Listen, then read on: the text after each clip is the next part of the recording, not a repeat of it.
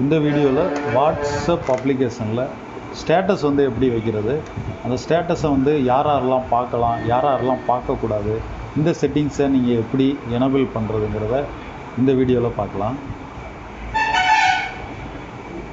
நம்ம வாட்ஸ்அப் அப்ளிகேஷனில் ஸ்டேட்டஸ்னு ஒரு ஆப்ஷன் இருக்கும். ஃபஸ்ட்டு சார்ட், செகண்ட் வந்து ஸ்டேட்டஸு, அடுத்து கால்னு இருக்கும். ஸ்டேட்டஸுங்கிறத நீங்கள் செலக்ட் பண்ணுங்கள்.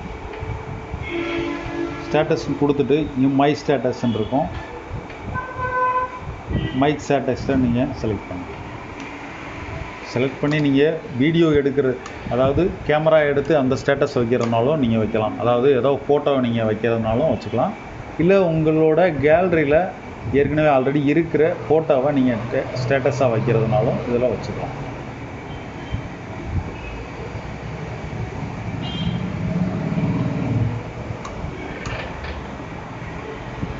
நான் இந்த ஃபோட்டோ வந்து என்னோடய கேலரியில் இருக்கிறத நான் ஸ்டேட்டஸாக வைக்கிறேன்.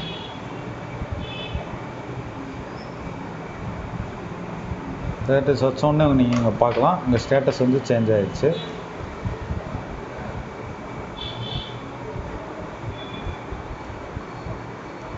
அதுக்கு நேராக இருக்கிற த்ரீ டாட்ஸ் இருக்கும். அந்த மை ஸ்டேட்டஸுங்கிறதுக்கு நேராக இந்த டாட்ஸை நீங்கள் ஓப்பன் பண்ணிங்க அப்படின்னா நீங்கள் இந்த எத்தனை பேர் உங்களுடைய ஸ்டேட்டஸை வந்து வியூ பண்ணியிருக்காங்க அப்படிங்கிறதையும் பார்த்துக்கலாம். லாஸ்ட் 24 ஹவர்ஸில் இப்போ நீங்கள் 0 வியூஸ் இப்போ தான் நான் ஆன் பண்ணியிருக்கேன். அதனால் இது வரைக்கும் யாருமே இதை வாட்ச் பண்ணல.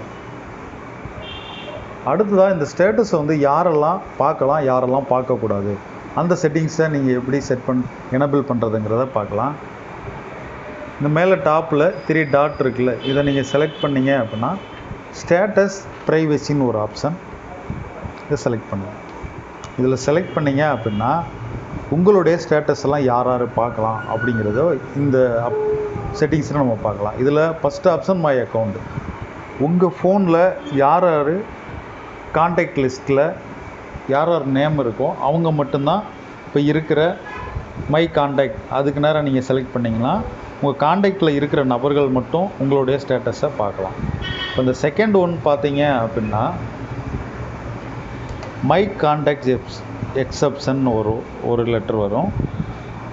இது வந்து உங்களுடைய கான்டாக்டில் இல்லாத மற்ற எல்லாருமே இந்த ஸ்டேட்டஸை வந்து பார்க்கலாங்கிறத புரிஞ்சுக்கலாம். இப்போ தேர்டு பார்த்தோம் அப்படின்னா ஒன்லி ஷேர் வித்து. இப்போ நீங்கள் வாட்ஸ்அப் வந்து நீங்கள் யாருக்கு சென்ட் பண்ணுறீங்க இல்லை ஷேர் பண்ணுறீங்களோ அவங்க மட்டும் உங்களுடைய ஸ்டேட்டஸை பார்த்துக்கலாம்.